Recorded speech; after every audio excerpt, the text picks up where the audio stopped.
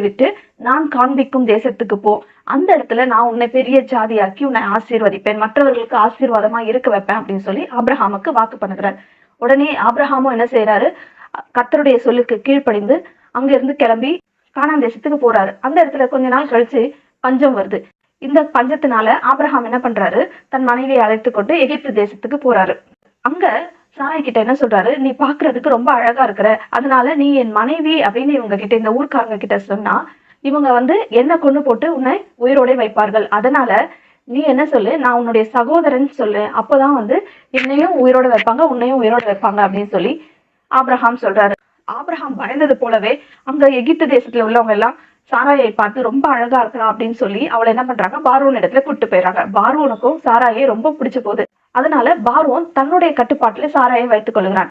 சாராளுக்காக பார்வோன் ஆபிரகாமுக்கு நிறைய ஆடு மாடுகள், ஒட்டகங்கள், கழுதைகள்,